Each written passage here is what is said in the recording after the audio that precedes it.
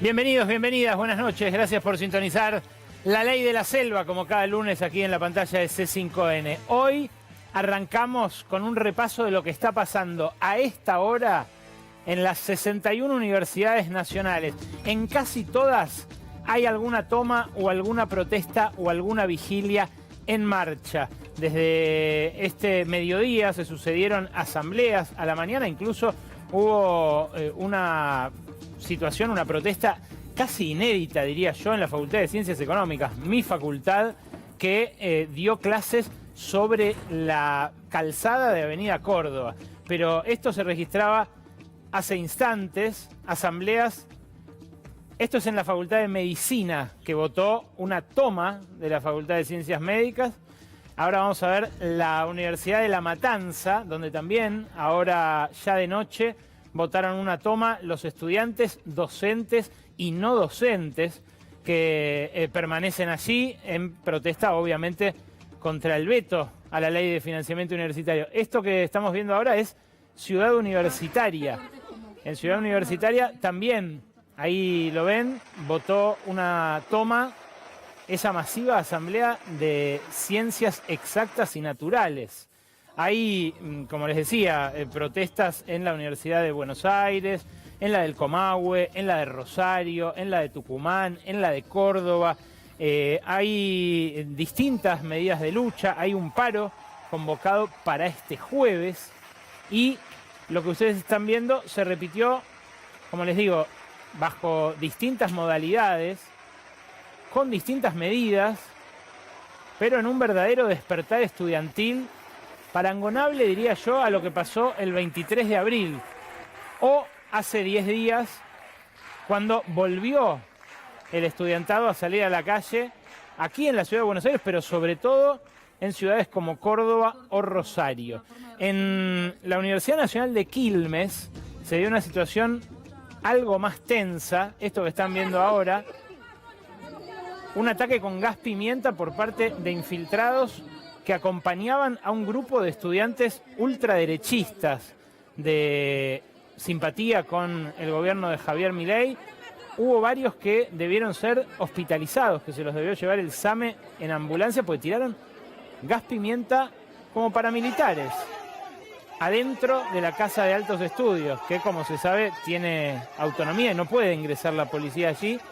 Ahí ven cómo los echaron a los que tiraron el gas pimienta. Algunos de ellos no eran reconocidos por nadie, presuntamente policías infiltrados. Otros de ellos, militantes ultraderechistas que incluso con algo de orgullo habían posado antes y se habían sacado fotos para mostrar que había parte del estudiantado en contra de las medidas de lucha. Ahí los ven, para que también tenga el dato la autoridad correspondiente. Estos son quienes fueron señalados, en algunos casos, insisto, no los reconocían, no eran caras habituales en la universidad. Suele pasar que o barra bravas o servicios de inteligencia o infiltrados presten esta clase de servicios a las fuerzas de seguridad que, bueno, no entran uniformadas todavía, nunca digamos nunca, a las facultades. Hay mucha tensión, pero hay un ánimo realmente combativo en estudiantes que se dieron cuenta de que en el Congreso no podían confiar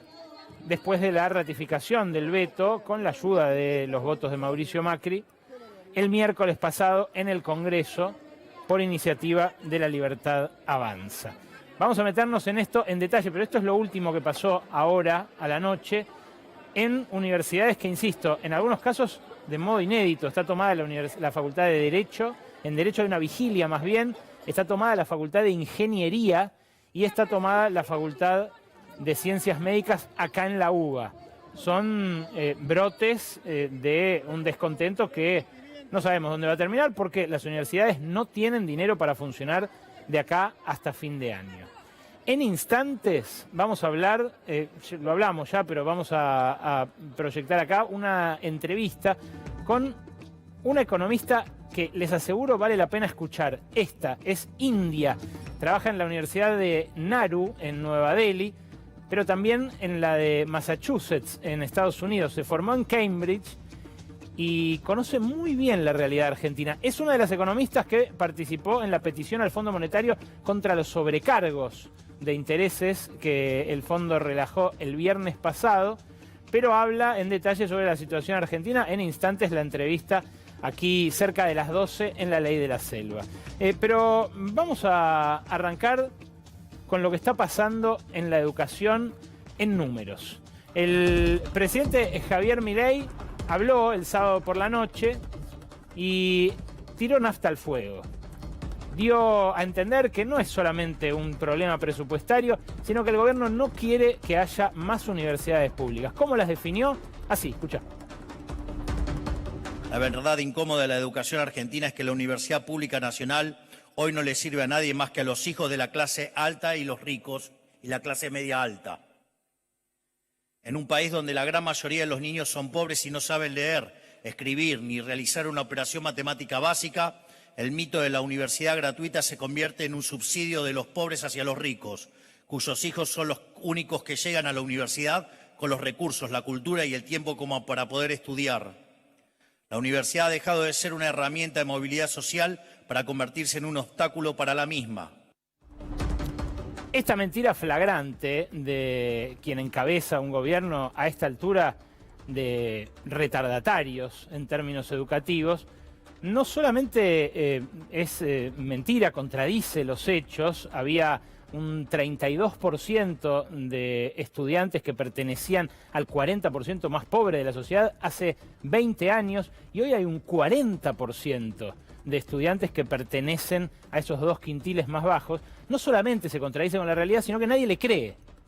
Esto lo consultó la consultora Subán Córdoba, que publicó los datos ayer, y mirá lo que es. En términos generales, en la población, más del 76% está en desacuerdo con esta frase que dijo el presidente.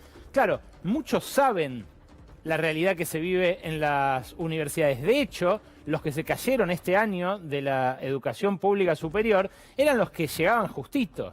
No es que venimos de la panacea, venimos de un desfinanciamiento de muchos años, pero los que llegaban justito se fueron. Ahora están laburando en una verdulería, repartiendo en Rappi, ayudando a la familia como pueden.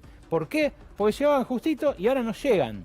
No hay forma de dedicarle el mismo tiempo y los mismos recursos a estudiar que los que había el año pasado, con el brutal empobrecimiento al que se sometieron 5,5 millones de personas. Entre ellos, muchos estudiantes. Fíjate lo que pasa según el voto. Es muy interesante, porque esta misma frase, que los pobres no llegan a la universidad pública, algo que dijo en su momento María Eugenia Vidal también, no en vano apoyó el veto del presidente. Fíjate, discriminada por el voto en el balotaje a Milei y a Massa. Obviamente los que votaron en contra de Milei en un 95% están en desacuerdo con esta frase de que los pobres no llegan a la universidad pública. Pero entre los votantes de Milei, casi un 60% de desacuerdo también. Por eso nadie le cree al presidente cuando dice algo que es fácilmente contrastable con la realidad. Pero también hay que ver la dimensión de la poda al salario universitario para entender el apoyo que tienen estas protestas y lo masiva que fue tanto la marcha del 23 de abril como la de hace 10 días. En lugares donde queda clarísimo lo que está pasando, tan claro como los investigadores que se están yendo del país despavoridos porque ganan 200.000 pesos por dar clase un físico nuclear en el Instituto Balseiro. Hoy entrevisté a uno que se fue de Bariloche, que había vuelto después de vivir en Estados Unidos, en España, pero que dijo, me rendí, no puedo vivir más en Bariloche con lo que vale un alquiler. Fíjate, los docentes universitarios perdieron un poder adquisitivo de más del 25%. Arrancaron perdiendo más de un 30%. Esto es el primer mes de este año, de 2024.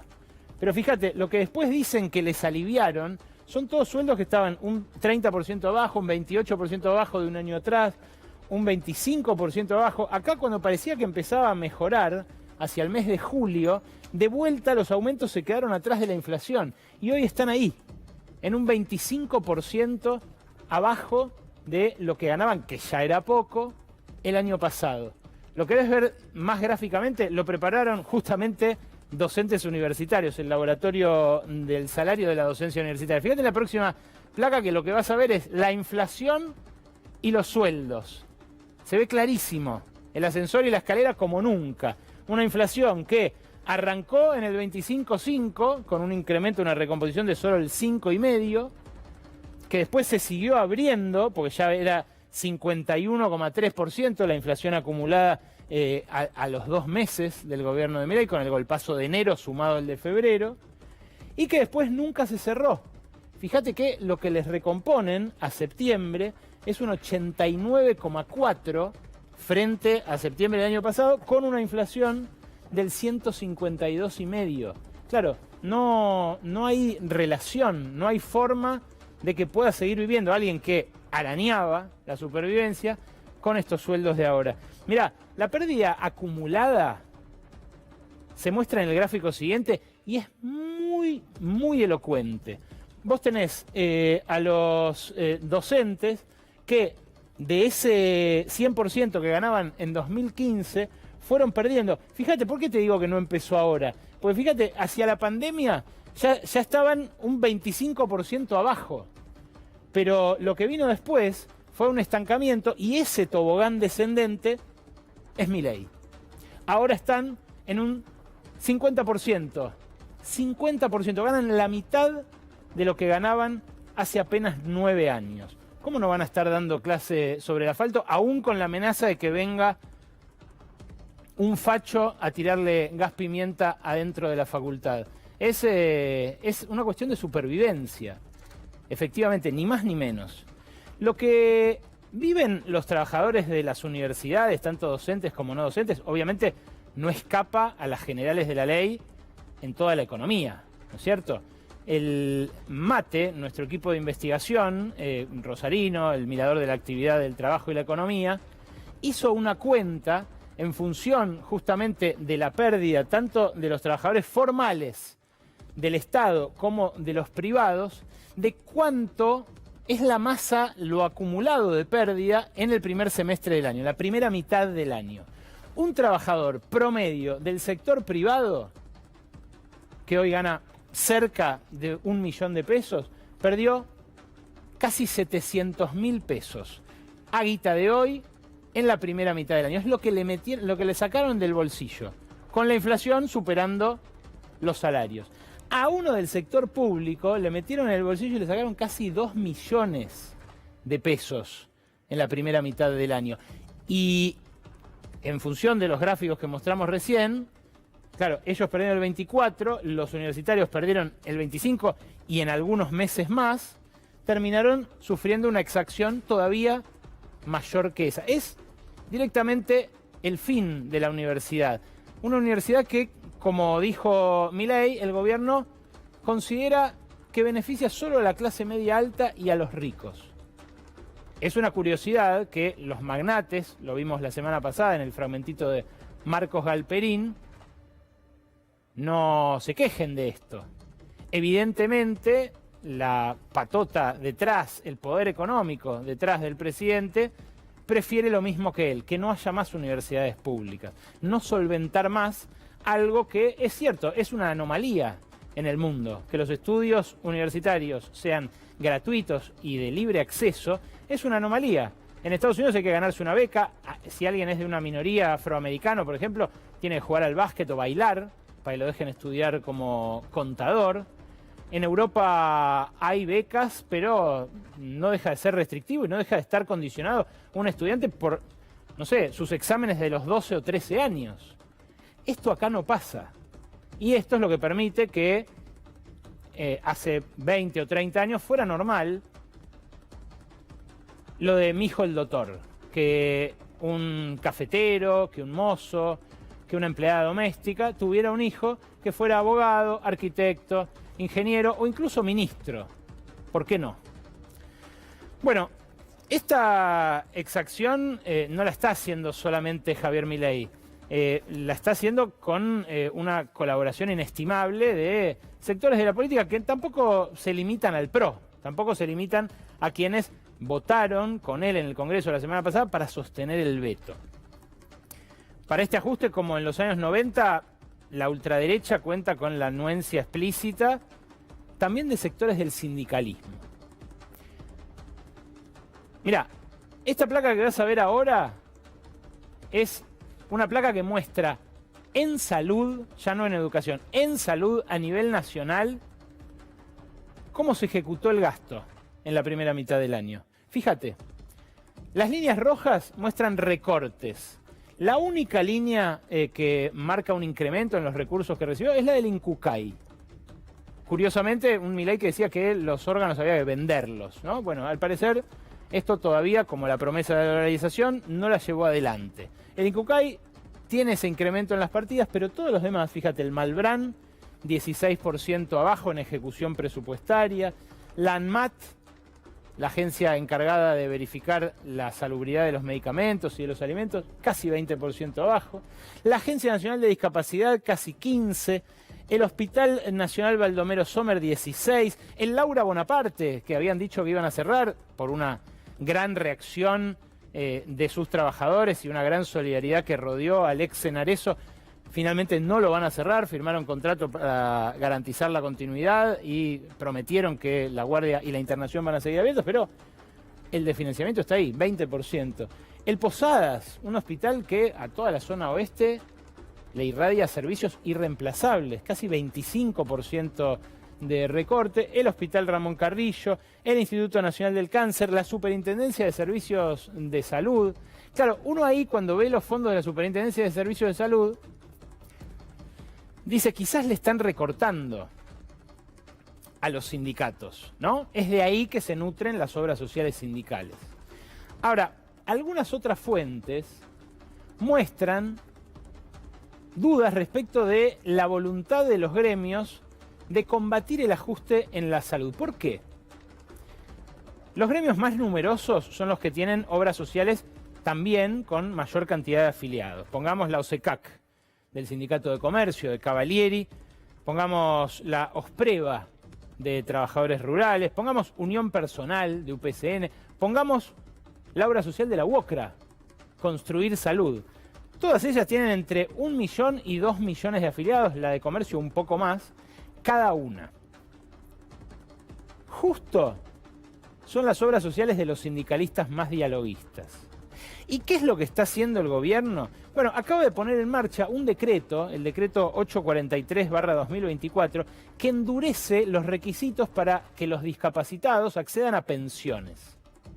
Ustedes ahí veían que en la Agencia Nacional de Discapacidad hay un ajuste fuerte, ¿no? 15%. Bueno, además de este ajuste, lo que está pasando con las personas con discapacidades es que los están dejando de atender. Claro, este decreto mostró nuevos requisitos para acceder a pensiones por discapacidad, que no es una fortuna, son 234.000 pesos por mes, y que cada vez se está haciendo más restrictiva. Es una ayuda que dejó de ser compatible, por ejemplo, con tener un laburo, un empleo en blanco, con tener un auto, algo que para muchas personas discapacitadas motrices es indispensable, ¿no? Por eso no pagan impuestos para comprar esos autos. Bueno, el programa Incluir Salud, que está siendo desmembrado por las autoridades, está siendo desmembrado también en beneficio de obras sociales que paulatinamente están dejando de atender a las personas con discapacidad. Claro, esto explica en algunos casos la pasividad de gremios que ya han sido cómplices de ajustes en el pasado. Ahí la ven a Sandra Petovelo, escuchándolo a Milei el otro día. Ella está encargada del área de educación. Salud es un ministerio aparte. En salud recayó Mario Lugones. ¿De quién es socio Lugones?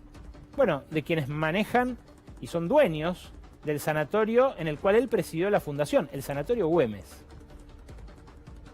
Entre esos dueños están Enrique Nosiglia y Luis Barrionuevo. Luis Barrionuevo, se sabe, tiene predicamentos sobre un sector importante del sindicalismo y ya coqueteó con Milei durante la campaña. No es la primera vez que lo hace con políticos de distinto signo, pero en este caso, bueno, ahí ven las consecuencias para los más desfavorecidos de quienes son atendidos por las obras sociales. Claro, el programa Incluir Salud también brinda cobertura en rehabilitación y medicación. Y esa medicación que no está cubierta es cada vez más cara. Entonces es una tenaza de ajuste realmente asfixiante para alguien que pierde el ingreso, pierde el descuento, pierde el servicio que le daba la obra social y encima ese medicamento lo tiene que pagar muchísimo más caro. Claro, además de limitar el acceso a la salud para estos sectores, el gobierno acaba de presentar un presupuesto 2025 que baja 40% más los fondos para pensiones por invalidez, que el gobierno dice son un curro, igual que decía que era un curro el financiamiento para las obras en villas, que finalmente nunca demostró, pero terminó por desfinanciar cuando le quitó la plata al FISU, que era la única parte del Estado que hacía una cloaquita, un cordón cuneta, una urbanización mínima, apertura de calles, en los barrios donde vive esa mitad de la población argentina que es pobre. Ahora, ¿la plata se fuma? ¿Desaparece? ¿A dónde va? No se fuma la plata. Este mismo equipo de investigación que colabora con la Ley de la Selva viene revisando los balances de las principales empresas cotizantes en la bolsa argentina desde principios de este año. Y los hallazgos son realmente impresionantes. Hay 3 sectores de la economía que se autonomizaron ya completamente del marco recesivo en el que se mueve la actividad en la economía real. Son los bancos, las petroleras y las empresas vinculadas a los alimentos o al consumo masivo con poder de mercado como para fijar precios, como para poder administrar la dinámica inflacionaria a su favor. Hay algunas fábricas de insumos difundidos que también hacen esto. Las cementeras, por ejemplo. Las cementeras están vendiendo casi la mitad de cemento que hace un año, pero tienen la misma ganancia en dólares. ¿Cómo hacen? Aumentan sus márgenes de ganancias en dólares para compensar la caída del volumen.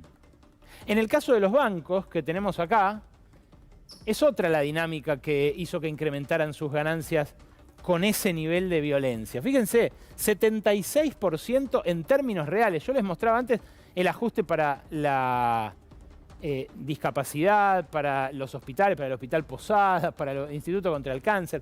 Los bancos en promedio, los bancos privados que cotizan en bolsa acá en Buenos Aires, aumentaron 76% por encima de la inflación sus ganancias. Esto es en millones de pesos de hoy. No es que hay que descontarle la inflación, ya está descontada.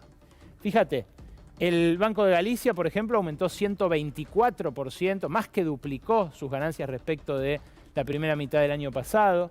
El Santander, 80% más. El Credicop, 249% más. El ICBC, 22% más. El Banco Patagonia, 32% más. El Superviel, 230% más. Claro, para ese promedio del 76 hay muchos que lo superan. ¿Qué pasó con el sistema financiero? Bueno, se vio beneficiado por las políticas de esterilización financiera, la suba de tasa de interés y lo que pasó con los bonos. El enjuague de la deuda, el pase de manos del Banco Central al Tesoro, los aumentos y las opciones que les dieron también a los bancos, que en algún momento intentó correr Milei diciendo que le estaban tratando de hacer un golpe, pero ¿qué golpe le van a querer hacer? Mirá lo que es esto. ¿Querés ver las petroleras? Mirá las petroleras. Las tenemos en el cuadro a continuación, también en función de sus balances públicos, los balances que presentaron ante la Bolsa de Comercio. YPF viene ganando 90% más. Así volaron las acciones. Pan American Energy, 40% más. Pampa Energía, 22% más. Tecpetrol, me quiero detener acá. La petrolera de Paolo Roca. El sostén principal de Javier Milei en el establishment, además de ser el más lúcido. Políticamente, no precisamente para los intereses de la mayoría, pero el tipo que más piensa, un abismo de distancia con Marcos Galperín, por ejemplo, que lo superó en fortuna, 427% de aumento de las ganancias gracias a lo que empezó a fructificarle Vaca Muerta. Claro, Paolo Roca se está convirtiendo de varón de la siderurgia, que lo sigue siendo a nivel mundial, en petrolero. Vista, la empresa de Miguel Galuccio, aumentó 30%, venía de crecer mucho más en años pasados, ¿no? Que tomó la delantera ahí en Vaca Muerta, pero este año nada desdeñable, 30%. ¿Querés ver las de alimentos? Claro, las de alimentos son quizás las más impactantes porque vos ves el caso de Mastellone. Mastellone ganó casi 6 veces lo que ganó en la primera mitad de 2023. Es la que prácticamente monopoliza la venta de leche fluida en la Argentina en un año en el que la venta de leche, lo que toman los chicos, la leche de todos los días, cayó arriba del 15%. Son niveles de consumo que habitualmente varían el 1, el 2, el 3 para arriba, el 1,5 para abajo. Tiene que haber en los países o una invasión, o una guerra, o una catástrofe natural para que caigan el 15% el consumo de alimentos tan básicos. Bueno, ahí tenés el reflejo, ahí tenés la imagen especular de lo que pasó con la caída del consumo. Y Arcor, que es la que siempre hizo punta con los aumentos de precios de los alimentos durante este año, nosotros les contamos cada vez que llegó una lista de precios nueva a los supermercados, 103% más, o sea, el doble exactamente de lo que ganó el año pasado. Claro, ahí están las demás, ¿no? Molinos, el promedio arriba del 80%. Claro, Milei también habló de esto la semana pasada en un congreso de la CEAL, la Comisión Empresarial de América Latina. Para mí fue hasta ahora su discurso más prístino, en el que más se notó cuál es el objetivo de su política económica. 40 segundos, nada más, dijo esto. Entonces, esa idea llena de envidia y de resentimiento la tenemos que combatir desde el llano, digamos, porque el que gana plata es un héroe. Digo, es un benefactor social porque lo hace vendiendo precios de mejor calidad, a un mejor precio. Entonces, esto no es menor, porque si Argentina va a empezar a generar un proceso de fuerte crecimiento económico, en la medida que ustedes empiecen a generar ese proceso, se van a generar ganancias extraordinarias. Y no le demos lugar a los zurdos de mierda que vengan a decir que eso está mal.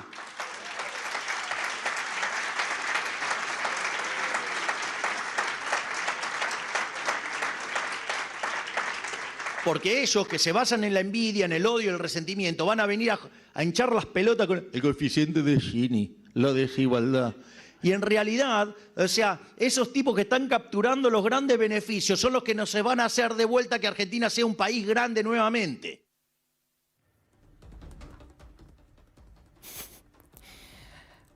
Hace un par de semanas lo vieron a Cristiano Ratazzi, que estaba ahí sentado en primera fila, conversar con nosotros acá.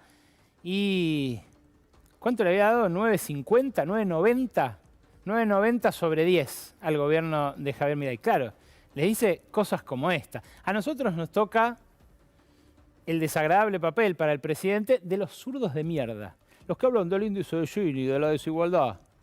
Mirá, la desigualdad, según el propio INDEC de Marco Lavagna, según el propio INDEC del gobierno, aumentó de 16 veces, que era lo que superaban los ingresos del 10% de mayores ingresos a los del 10% más pobre, a 19 veces entre el segundo trimestre de 2023, que ya era altísimo, escandalosa, dicho sea de paso, para un gobierno peronista, y el 19 veces en el que nos depositó la ultraderecha. Fíjate el índice de Gini, ahora en la placa siguiente. Es muy elocuente, porque el índice de Gini lo que muestra es entre 0 y 1. 0 sería una sociedad perfectamente igualitaria y 1 una sociedad en la que solo, no sé, Marcos Galperín tiene todo y todos los demás nos morimos de inanición. Bueno, el índice de Gini, cuando lo empezaron a medir en el 74, estaba en el piso de este gráfico, o sea, en 0,35. 0 es igualdad total, 1 es desigualdad total. Eso yo acá lo recorté desde 2016. Estaba en 0,43. Fíjate cómo repta durante todos esos años en los cuales no mutó ni en el gobierno de Macri ni en el gobierno de Alberto Fernández. En la pandemia estaba en 0,413 y ahora está tocando 0,49. Lo más alto que dio hasta ahora el índice de Gini desde que se mide es 0,51. ¿Cuándo fue eso? En el 2001, el año del estallido de rabia y furia popular. Hoy está en 0,49. Por eso es un indicador interesante, más allá de las coordenadas ideológicas que le asigna el presidente, porque muestra hasta qué punto Mastellone y sus 6 veces de ganancia respecto de la primera mitad del año pasado es la contracara de los nenes que dejaron de tomar leche. En instantes nada más vamos a hablar con una enfermera de hace 30 años del Garrahan, que en primera persona va a contar cómo se dio ese ajuste a lo largo de su carrera y qué tobogán empinó Milei apenas asumió. En instantes nada más. Déjame simplemente compartir una imagen. Hoy le dieron el premio Nobel a 3 economistas. 3 economistas que trabajaron juntos entre Estados Unidos y Gran Bretaña. 2 de ellos escribieron un bestseller económico que es ¿Por qué fracasan los países? Estos economistas, que fueron, insisto, premiados con el Nobel esta mañana, uno de ellos habló, Daron Acemoglu, habló hace poquito sobre la ultraderecha de Milei con el diario Perfil. Fíjate lo que dijo. Digo, porque el presidente pensaba que se lo iban a dar a él por ahí, ¿no? El premio Nobel de Economía. Se le dieron a un tipo que dice: el libertarismo que rechaza las formas básicas de regulación gubernamental no es coherente con la libertad. No es un zurdo Acemoglu, ni muchísimo menos, ni muchísimo menos. Y sin embargo, dice que las instituciones y las reglas, las regulaciones de la economía son indispensables para poder seguir manteniendo vivo el capitalismo. Ahora, ¿qué nos dice la crisis social que estamos viviendo a través de epifenómenos como los que se vivieron en San Pedro? Porque la pérdida de la aspiracional del progreso, del ascenso social, a través de la educación, a través de la salud pública, a través del trabajo asalariado, bueno, es una pérdida de futuro también. Y cuando uno mira esa ciudad, ese pueblo entre Buenos Aires y Rosario, ese lugar que además fue como zona núcleo agroganadera, un símbolo del agropower, ¿no? El lugar donde por primera vez el kirchnerismo sufrió una derrota fuerte, que fue en la 125. Los líderes de la protesta del campo en ese momento eran de por ahí. Si no eran de San Pedro, eran de Varadero, de Entre Ríos, ¿se acuerdan de Angeli? Bueno, ¿en qué está hoy ese núcleo que uno diría tiene todavía poder económico o un buen pasar frente a, no sé, una trabajadora del Garrahan o a un docente universitario? Bueno, está timbeando en piramidales. Esto que ves es la desolación que sufre 1 de cada 3 sanpedrinos por haber caído en la estafa de Rainbow X. Ayer Rainbow X les dijo a quienes habían puesto guita, se habla de unos 40 millones de dólares todavía atrapados en el esquema Ponzi, les dijo que a los que pongan 88 dólares les iba a devolver lo que pusieron. Como Cositorto pidiendo guita desde la cárcel para la fianza, ¿no? A los que habían puesto. Bueno, hay que tener mucho cuidado con esto. Hay que tener mucho cuidado con toda oferta de rentabilidades rápidas que se den. Pero más allá de ese cuidado, lo que expresa la búsqueda de la supervivencia como sea, es de algún modo la misma ley de la selva, el mismo sálvese quien pueda, que se vio cuando volcó un camión. También la semana pasada, también ahí cerca de San Pedro, y cuando los vecinos se abalanzaron para faenar ahí, in situ, un río de sangre, a las vacas que se habían caído del acoplado. Es una imagen también, como el índice de Gini, calcada de 2001. Recuerdo nítidamente una escena idéntica en la circunvalación de Rosario, en aquel momento en el que empezaban a multiplicarse los saqueos. Bueno, lo que estamos viendo ahí es la misma desesperación de quienes caen en una trampa que les promete una rentabilidad del 1% diario en dólares. Es la búsqueda de el ingreso fácil, del ingreso inmediato, de algo que compense lo que se perdió por tanto ajuste durante tanto tiempo, tanto en el salario como en los servicios de los que goza la sociedad. ¿Qué nos dice San Pedro de la crisis social en Argentina? Nos dice algo muy importante, que es que su profundidad no es solamente económica. Es algo que tiene que ver con la idea de cohesión, que tiene que ver con la posibilidad de progresar, de que a nuestros hijos les vaya mejor que a nosotros, que es algo que es cierto, con Milei parece haberse perdido definitivamente, pero que seguro no empezó a perderse solamente el 10 de diciembre pasado. Hay veces que hay que escucharlo directamente de la boca de alguien para sentirlo. Y a eso vino Mercedes Méndez. Mercedes es enfermera en un sector además muy especial del Hospital Garrahan, que es cuidados paliativos. Gracias por venir, Mercedes. Gracias a vos, gracias a vos. Contame, en tu trayectoria vital en el Garrahan, ¿qué definición le pondrías a esto que está pasando ahora? Y es como lo que se está viendo es como de las peores crisis, ¿no?, que se avecinan. Hemos tenido otras crisis y otros conflictos en el hospital en el año 2005, que los debes recordar, donde también se vivieron algunas situaciones parecidas y también los trabajadores nos tuvimos que organizar y salir a defender la salud pública. Pero la crueldad que se está viendo actualmente es increíble. Yo cuando me invitaron a venir, tenía así como sensaciones encontradas, emociones encontradas, ¿no?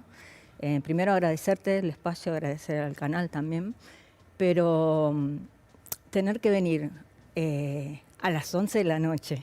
Yo te veo siempre, pero me encantaría estar en mi casa tranquila, viéndote, y no tener que venir a las 11 de la noche a explicar que los trabajadores del Garrahan no somos la casta a la que están ajustando, y que están ajustando de una manera criminal, ¿no? Porque este año hemos perdido como el 50-60% del poder adquisitivo, que ya veníamos perdiendo, no estábamos en Disneylandia, pero eso es tremendo. Hay un desfinanciamiento, hay compañeros profesionales que se están yendo.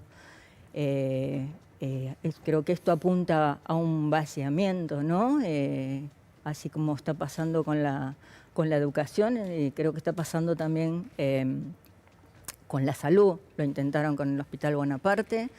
Por suerte hubo una reacción muy rápida, después dijeron que no era tan así la intención, pero creo que por la reacción y el abrazo que dimos entre todos, la marcha que hicimos conjunta, tuvieron que por lo menos recular ese cierre, pero lo van a seguir intentando seguramente y hay que estar alertas. El hospital es un hospital pediátrico de alta complejidad, como todo el mundo sabe.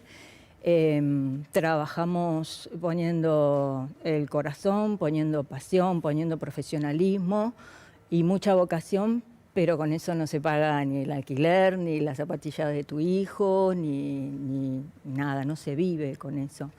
Y el equipo de salud, además, no lo componen nada más profesionales que tal vez ganan un poco más, sino el equipo de salud está conformado por administrativos, por camilleros, por técnicos, por residentes, por los especialistas, los súper especialistas que hacen su trabajo y que también perdieron poder adquisitivo. Pero hay un montón de compañeros que hacen ese engranaje del equipo de salud que están ganando muy por debajo de la canasta básica. ¿Cuánto, por ejemplo, Mercedes? Mira, acá yo traje algunos números que como vos los tenías anotados, ahí yo voy a tener esto, porque si no, no me acuerdo, ¿viste?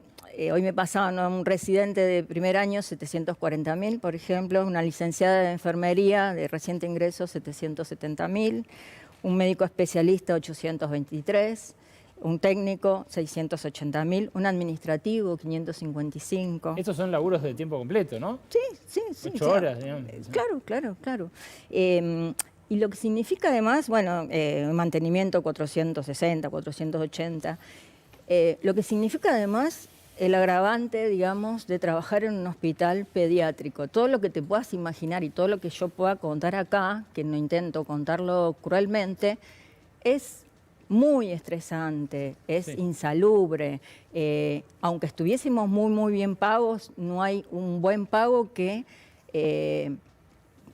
pague la salud que nosotros ponemos en el día a día en bancar el sufrimiento de un paciente, el dolor, el sufrimiento de los padres. Totalmente quebrantados por el impacto que significa una enfermedad grave, el desarraigo que tienen, muchos son del interior y pasan meses acá, a eso hay que ponerle el cuerpo, hay que ponerle el corazón, el conocimiento, la escucha, a veces el silencio.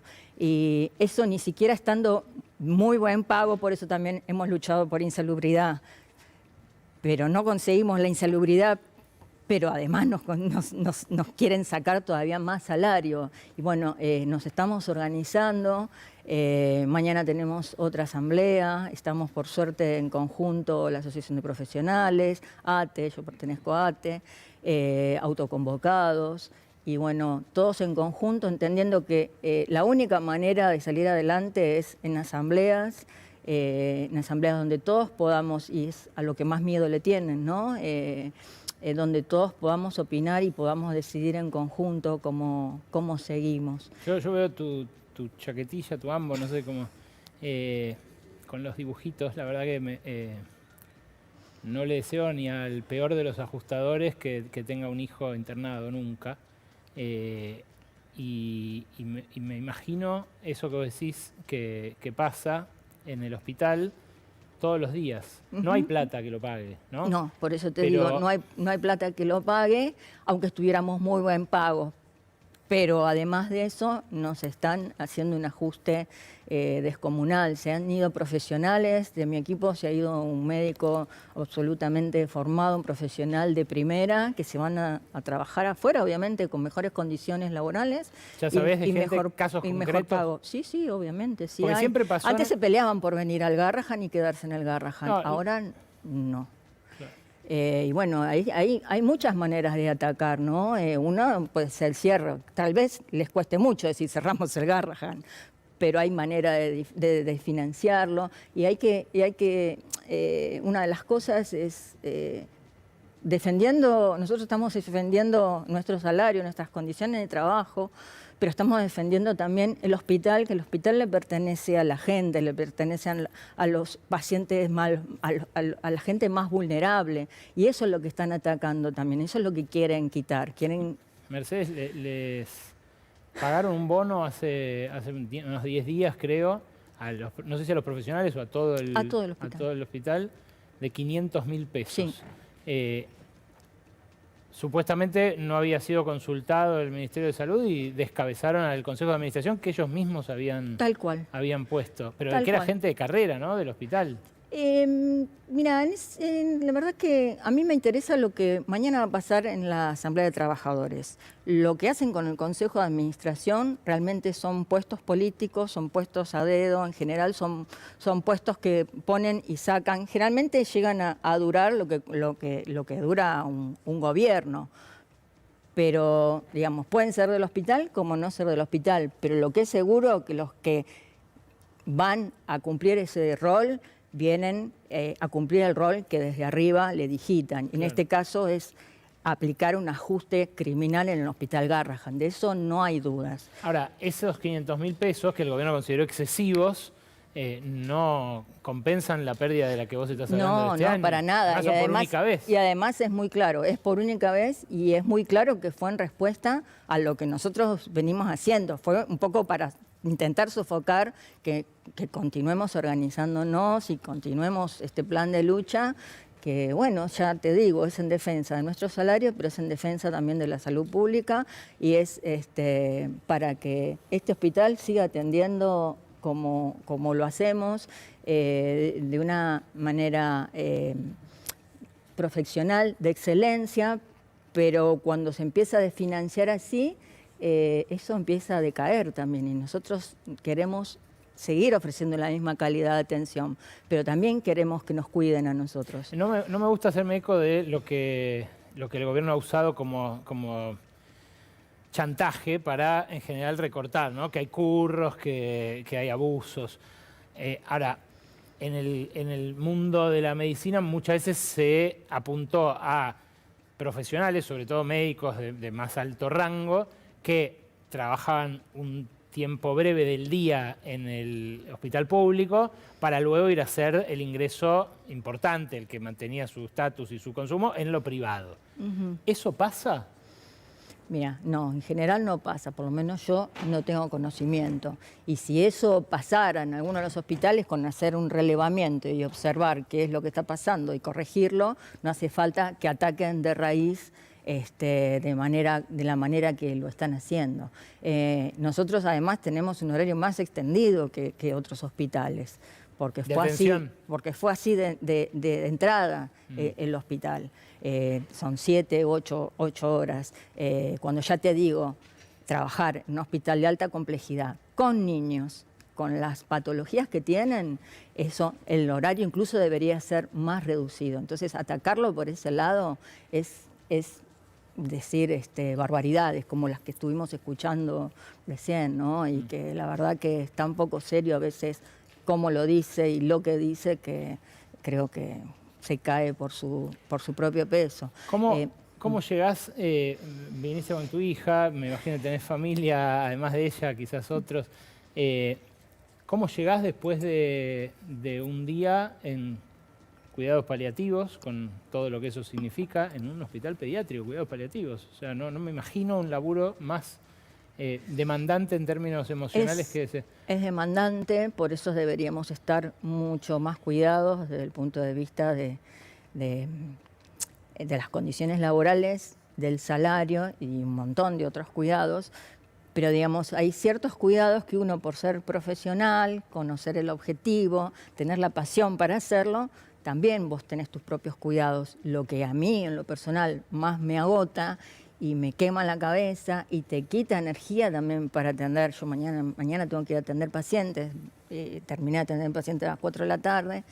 Es todo esto, es esto lo que nos llevan ellos. Yo iba a traer, que después me lo olvidé, a modo de representación, una latita de esas latas de leche que se usan en el hospital, de las que hacemos los famosos ruidazos. Están abolladísimas la lata, porque hicimos 200.000 ruidazos, abrazamos el hospital 20 veces, le hicimos RCP al salario un montón de veces más, en el hospital, en Plaza de Mayo, en Congreso, y nadie nos dio bola, repartimos chocolate, alfajores, podés tirar globos. El tema es que ellos mismos te van llevando a medidas más, bueno, que son las únicas que entienden, ¿no? Y que son con las que contamos los trabajadores. Que después te dicen violentos, te dicen un montón de cosas porque llegás a hacer un paro. Pero lamentablemente a nadie le gusta llegar a esa medida, pero es la única salida que te dejan para defender lo que creemos que nos pertenece y le pertenece a la gente, porque el Hospital Garrahan no es ni los del Consejo de Administración, ni del que está hoy en el gobierno, ni de los gobiernos anteriores. Es de los trabajadores y es de la gente. Mercedes, gracias por lo que hacés, gracias por lo que hacen ahí y gracias por medir la ley de la selva. Gracias a vos, Ale. Gracias. Quédense ustedes del otro lado porque hasta las 12:30 tenemos programa. Tenemos la entrevista exclusiva con Jayati Ghosh, economista india, que van a escuchar. Dice cosas muy interesantes sobre la actualidad argentina.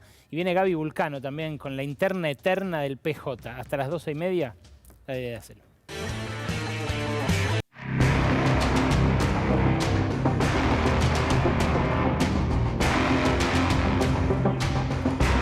mientras tanto, el peronismo parece más preocupado por su interna que por el ajuste que en este caso se cierne sobre la salud y la educación públicas.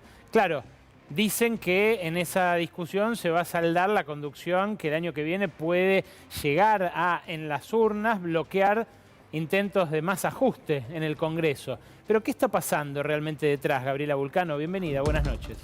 Hola Ale, ¿quién se queda con la presidencia del PJ? Se está discutiendo eso, pero no se discute nada más que la presidencia del PJ. Se está discutiendo quién va a liderar en los hechos a lo que hoy aparece como la principal oposición al gobierno de Javier Milei. En ese sentido te diría que por un lado aparece como una discusión interna partidaria, pero que va a tener consecuencias en lo que puede llegar a ser no solamente las elecciones del año que viene, sino también qué es lo que pueda pasar en 2027, que falta mucho, es cierto. Ahora, ¿es real la interna? ¿Hasta qué punto de verdad alguien va a desafiar a Cristina Fernández de Kirchner? Bueno, hasta ahora hay dos candidatos. Una es Cristina Kirchner, que ya dijo, y lo dijo a través de las redes sociales, que ella está dispuesta a aceptar esa candidatura después de que hicieron una especie de operativo clamor desde la Cámpora y otros sectores del kirchnerismo. Y el otro candidato, el que se animó hasta ahora a desafiarla, es Ricardo Quintela, gobernador de La Rioja. Hasta el momento, Quintela dice, yo no me bajo, no estoy dispuesto a bajarme. Si Cristina Kirchner quiere ser la presidenta del PJ, bueno, va a tener que competir conmigo. Lo que dicen cerca del gobernador es que viene trabajando por esto hace mucho tiempo, recorriendo el país, y que en el momento que él definió que quería ser candidato a la presidencia del PJ, no había nadie más que quisiera ocupar ese lugar. Ahora, ¿qué dicen del lado de Cristina Kirchner? Detrás de Ricardo Quintela está Axel Kicillof. ¿En serio? ¿A ese nivel? ¿Eso te lo dicen a vos, Gaby? A ese nivel. Sí, Ale, esto es lo que me dicen, es que ellos están convencidos que detrás de Quintela está Axel Kicillof. Algunos que tratan de ser un poco más suaves dicen, bueno, está el entorno de Axel Kicillof. Quien está tratando de ayudar, juntando los avales para Quintela, son algunos de los más cercanos de Kicillof. Sobre todo, marcan que quien está detrás de esto es Andrés El Cuervo Larroque. Dicen, él en persona se está encargando de llamar a los intendentes para conseguir los avales para Quintela. ¿Y qué es lo que alimenta un poco toda esta idea que hay cerca de Cristina Kirchner? Bueno, el hecho de que el gobernador hasta el momento no se pronunció. Ya se pronunciaron distintos dirigentes del peronismo diciendo, obviamente que si Cristina Kirchner quiere ser la presidenta del PJ, tiene nuestro apoyo. No lo hicieron todos, pero lo hicieron varios. Y del primero que esperaban dentro de los gobernadores que se pronunciara, era de Kicillof. No lo hizo hasta el momento. Algunos dicen cerca de Kicillof, la verdad es que nunca nos comunicaron que Cristina Kirchner quería ser candidata. A mí me decían, ojo, Kicillof se fue a México. Antes de que se fuera a México, Cristina lo llamó para decirle, quiero hablar con vos. Y una de las cosas que le quería decir es que pensaba presentarse para ser la candidata del peronismo. Perdón, la ex vicepresidenta también aprovechó ese viaje de Kicillof a México para desembarcar nuevamente en territorio bonaerense. Fue con un cura a La Matanza, con el padre Thanos, creo. Sí. Y no fue ni con Kicillof, que es el gobernador, ni con Verónica Magario, que es la vicegobernadora y que fue intendenta de La Matanza.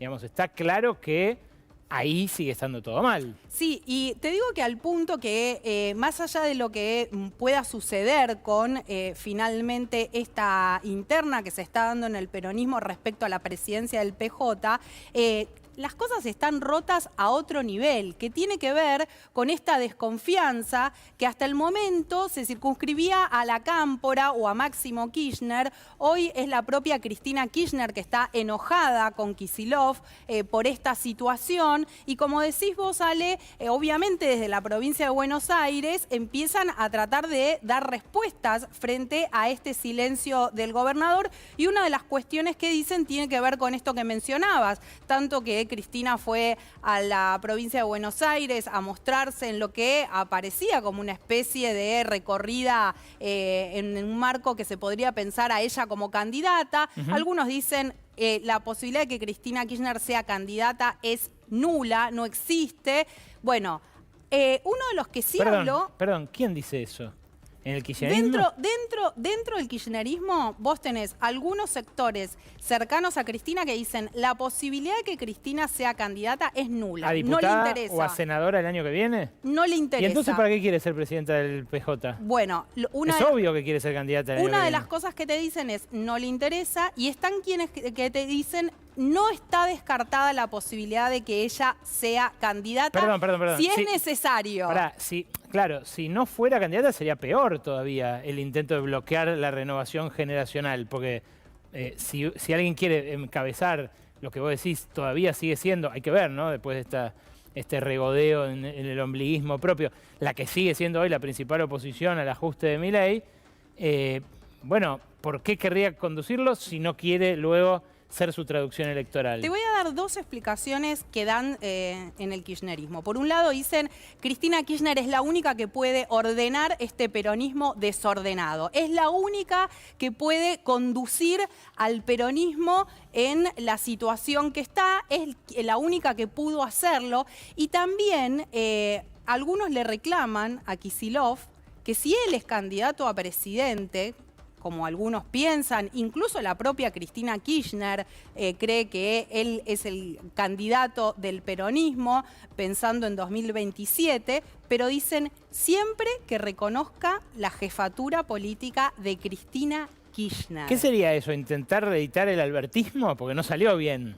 Bueno, ellos dicen, Alberto no tiene nada que ver con Kicillof, pero lo que sí tiene que tener en claro Kicillof, si quiere ser candidato, es que la jefatura política está en manos de Cristina Kirchner. ¿Y qué te dicen cerca de Kicillof? No hay posibilidad de pensar un candidato del peronismo si se asemeja mínimamente a lo que pasó con candidatos anteriores, donde Cristina Kirchner estaba detrás, y si no le gustaba lo que hacían en términos de la política que se llevaba adelante, terminaba generando ruidos de mínima en el gobierno. Pero claro, si hay algo que se mostró disfuncional fue eso, ¿no? Ale, hasta el momento no escuchamos a muchas personas hablar sobre esto, todo esto lo dicen en off, tratan de decir, No, bueno... sí, escuchamos en el acto de la Cámpora hace 15 días que le cantaban a Kicillof, si querés una nueva canción, vení que te presto la mía. Sí, pero... En alusión al falo, ¿no? Sí, pero... No hace falta que aclare. Pero hasta ahí quedaba como en la Cámpora, ¿no? Como en la agrupación que siempre genera malestar dentro del peronismo y de los distintos sectores del peronismo, del enfrentamiento que venía teniendo con Kicillof. Ahora habló sobre el silencio de Kicillof alguien de extrema confianza de Cristina Kirchner, que siempre aclara, yo no hablo en nombre de Cristina Kirchner, pero cada vez que uno lo escucha es inevitable pensar que un poco tiene que ver con lo que piensa Cristina Kirchner, y es Oscar Parrilli. Escuchá lo que dijo sobre este silencio de Kicillof respecto a la candidatura a la presidencia del PJ de Cristina Kirchner. Pregúntele a Axel, la verdad que no lo sé. Pregúntele a Axel. ¿Y te hubiera gustado que apoye? Y como muchos gobernadores y como muchos presidentes del partido, desde ya que me hubiera gustado, pero es una decisión de él, es un hombre grande y él sabe lo que tendrá que hacer. Ahora vos sos una persona Pregúntele a bastante él. inteligente y con mucha política encima. ¿Los silencios no hablan? Pregúntele a él. Pero te estoy preguntando a vos. Bueno, pero mi respuesta es pregúntele a él, yo no voy a responder por Axel. Bueno, Además de demostrar este malestar, Parrilli también después dijo que llamaba la atención porque fue Cristina Kirchner quien ayudó a que Kicillof llegara en el 2019 a la gobernación de la provincia de Buenos Aires.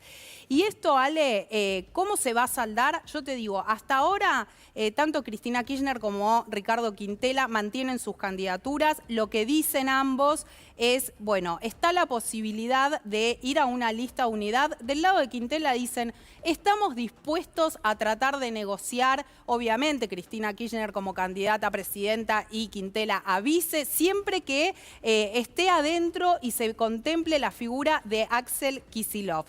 Dos cosas para tener en cuenta. Hay tiempo para presentar las listas hasta el 19 de octubre. El 17 de octubre, Axel Kicillof va a hacer un acto en Berisso, el Día de la Lealtad Peronista. Lo que buscan es ver si ahí se puede anunciar una lista de unidad. Y te anticipo algo, Ale. Quintela hoy trató de comunicarse con Cristina Kirchner después de un desaire que le hizo la semana pasada cuando no recibió la llamada de ella. Hoy trató de comunicarse para ver si se pueden reunir esta semana. Una reunión que obviamente va a ser importante, pero la reunión más importante va a ser la de Cristina Kirchner con Kicillof y todo indica que podría darse mañana esta reunión entre ambos para ver si allí se puede llegar a algún tipo de entendimiento que igual, como te decía antes, más allá de si consiguen llegar a una lista de unidad o no, el tema es mucho más profundo y más complejo porque lo que se está discutiendo en última instancia es quién lidera el peronismo de acá en adelante. La información calificada la trajo Gabriela Vulcano sobre este tema que, bueno, por ahora tiene enfrascados a los principales referentes de la oposición. La ley del gallinero, y ya vamos a escuchar a Sayati Ghosh, la economista heterodoxa de la que les hablé antes.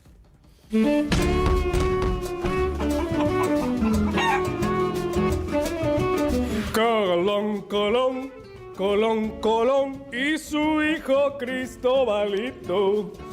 Colón, Colón, Colón, Colón y su hijo Cristobalito. ¿Qué pasó? ¿Te van a hacer una colonoscopía? No, Ganso, no, es porque es el día de la raza. ¡Ah! ¡De la racia! ¡No! ¡Si cae la cana! ¡Estamos todos jodidos! Sí, tenemos un par de cosas malas ahí. No, pero no es el día de la racia, es el día de la raza. ¡De la grasa! ¿Qué hizo Yuyito ahora? ¡No! ¡El día de la raza! ¡Raza! ¡Raza! Ah, bueno, pero no te enojes. ¿Qué raza? ¡La que no ajusta la casta! ¡Es pelotudo que te... Entiendo. Es el día de la llegada de Colón a América. El 12 de octubre, fue el sábado. Ajá. Antes se le decía Día de la Raza. Después se le empezó a decir Día del Descubrimiento de América. Y después se le empezó a decir Día del Respeto por la Diversidad Cultural. ¡Cucas! Y ahora se dice de vuelta Día de la Raza. ¡Dios! ¡Es más cortito! Y sí, pasó la motosierra. No entiendo. Mira, y el Jabo dice que es el día en que empezó la civilización en América. ¡Oh! ¿Y antes qué había? No, antes eran indios, bárbaros. ¡Qué pena entonces que llegó Colón! ¿Cómo qué pena? Y sí, porque antes de Colón, en América, vivían bárbaros. ¿Lo entienden? ¿O no entienden?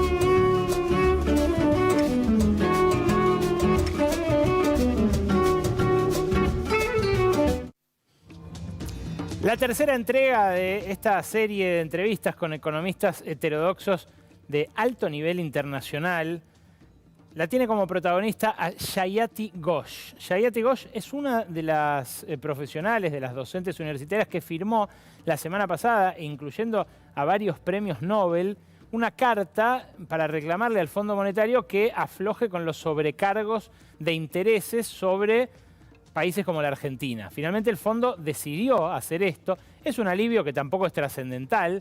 son unos 450 millones de dólares para el año que viene, de una montaña de deuda que sigue siendo impagable, de cerca de 45.000 millones de dólares. Ahora, Jayati Ghosh conoce muy en detalle la economía argentina. Tuve la chance de entrevistarla en Brasil, en Río de Janeiro, y lo que dijo sobre el gobierno de Javier Milei y sus perspectivas para el año que viene es lo siguiente. It's very unfortunate. We didn't want to be proved right, but I fear that all of our worst predictions are actually coming true. Because what has happened in the past few months is that the attempt to control inflation has been entirely on the working people. It's been a dramatic deterioration in the lives of the working people. And it is one of those situations where finally, if you do control the inflation, which I agree had to be controlled, absolutely. But this method of controlling it is going to be associated with huge falls in wage incomes, huge falls in employment, huge increases in poverty and in insecurity. And coming out of that is a very prolonged process. It doesn't even necessarily happen. I think that what happened in Argentina in terms of just the real instability created by inflation and very, very high inflation, which does lead to extreme economic disruption. I think that experience was so terrible that people were willing to try anything. And so, in a sense, now they have bought the Kool-Aid. You know, they have basically decided, okay, if we control inflation, things will have to get better because things were so terrible with such high inflation. And I think that's true. They were terrible. But how you control inflation matters. And if you control inflation at the expense of the working people, keeping profits and all of that stable, and then say that, oh, that's fine, because, you know, the growth in profits will then trickle down to all of you. We know that that doesn't work, and that's the problem. What does dollarization mean for a country like Argentina? Again, you know, something like dollarization is often presented as an easy option. Especially when people are tired of hyperinflation, when they're exhausted with very, very rapid price increases every day, every month. People say, well, okay, let's just go for the US dollar, it will give stability. That's what happened in Ecuador, for example. And then they think that once we have the dollar, at least our prices will be stable, and then we will be able to get on with other things. What they don't realize is that once you dollarize, of course you lose control over your monetary policy, but you also lose control over your fiscal policy. Why? Because in fact then you have no choice but to borrow for you cannot borrow in your domestic currency. You have to borrow abroad for any additional spending. You can't run a regular fiscal deficit, which every country in the world runs. Even the States? You cannot borrow from the central bank because the central bank can only give you whatever dollars it has. And it's a huge restriction. Now, that in turn means that you no longer have domestic policy autonomy. You don't have any democratic control over your economic policy. It's not, the macroeconomic policy is not in your hand. Do you think that if they didn't brought dollarization during these first months of administration, they wouldn't do it in the future? They are speaking about endogenous dollarization now, but that's confusing. Yeah, I'm confused. I don't know what that means. Oh, okay. But, you know, the difficulty with him doing dollarization now, he just doesn't have enough dollar reserves. There just aren't enough. So he would be hoping that the IMF will give him the money to do a dollarization. It's a big ask. It's risky. Or he's hoping for huge capital inflows that will support a dollarization. Whether he will get that kind of capital inflow from private creditors who are willing to place a bet, or whether he will get IMF support for this, which is a very, it's a controversial thing even in the IMF. There are two camps about whether you should allow countries to dollarize or not, because the IMF in general supports flexibility, or what they call dirty floating, you know, managed floating. So I'm not sure that he will be able to get the dollars he needs to actually do a dollarization. And frankly, that's a good thing. Yeah, that's a good restriction. Yeah.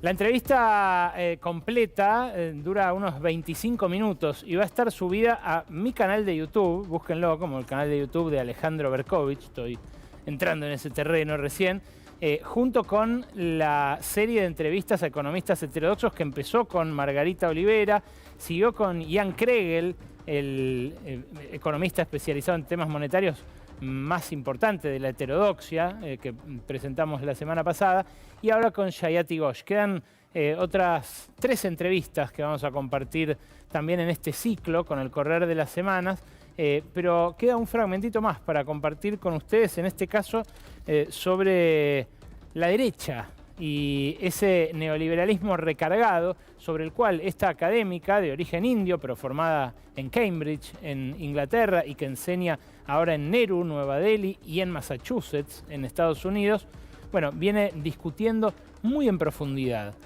La entrevista completa, insisto, la buscan en el canal de YouTube, pero el segundo fragmento lo compartimos a continuación.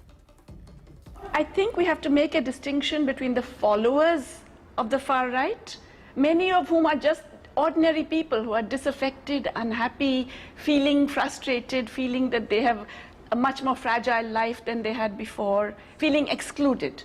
So followers is a different category. They are ordinary people. They're probably perfectly decent people.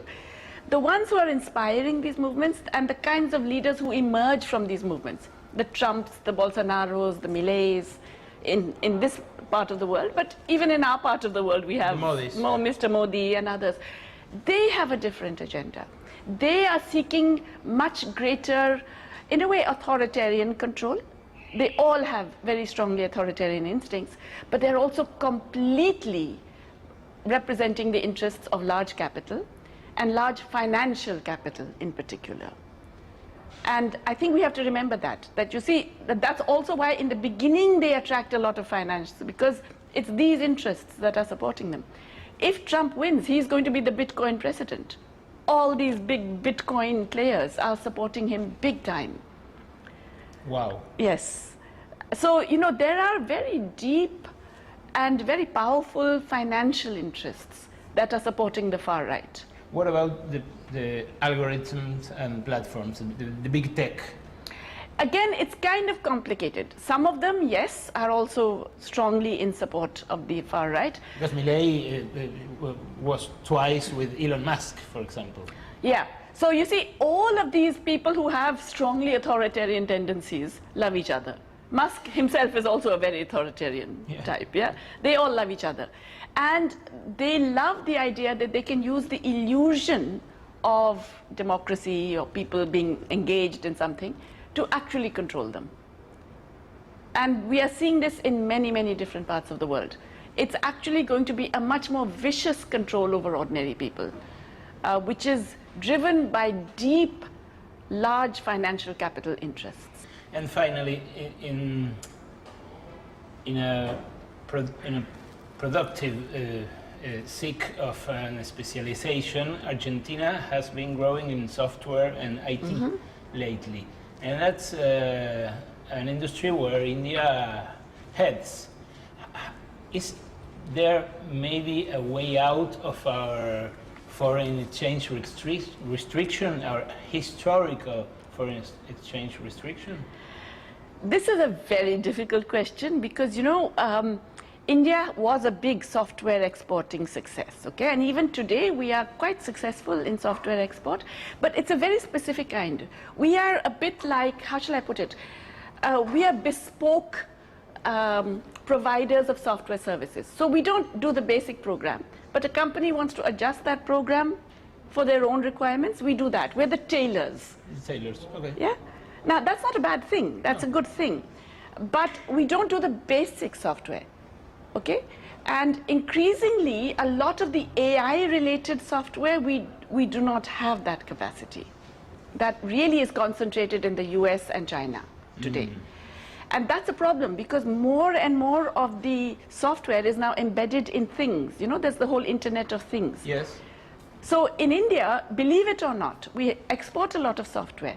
But if you look at all the software embedded in the things that we buy, we are just about breaking even. We don't have a surplus Because every phone you buy, every laptop you buy, every tablet you buy, every machine you buy, every car you buy has got software. And we don't make that software. So we have to be careful about where we position ourselves in this. And especially now with these dramatic changes in AI that are really changing the way a lot of the software works. We're not anymore that successful or front-running, you know? China, on the other hand, is. And that's the kind of dilemma that many countries face. So yes, Argentina definitely, it's a smaller country. It can get more in terms of this bespoke work, especially given the language and so on. But I would not put all my eggs in that basket in terms of an overall solution.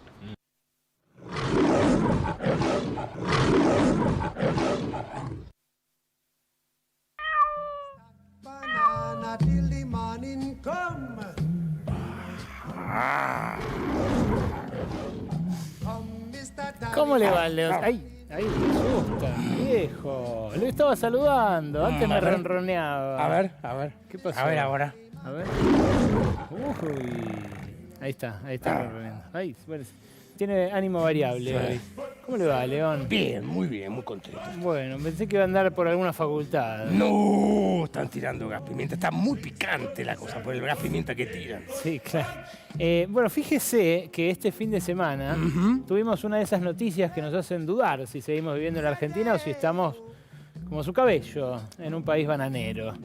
El presidente tuiteó a través de la Casa Rosada esto. Que el 12 de octubre volvíamos a celebrar el Día de la Raza en conmemoración de la llegada de Colón a América, pero además definió ese momento como un hito que marcó el inicio de la civilización en el continente americano.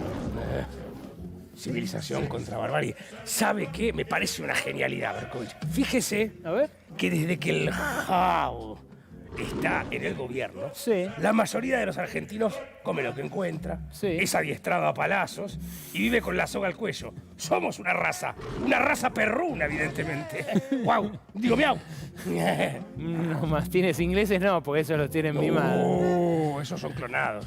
Bueno, fíjese en este video que le muestro a continuación las imágenes que trascendieron de una figura clave de este gobierno.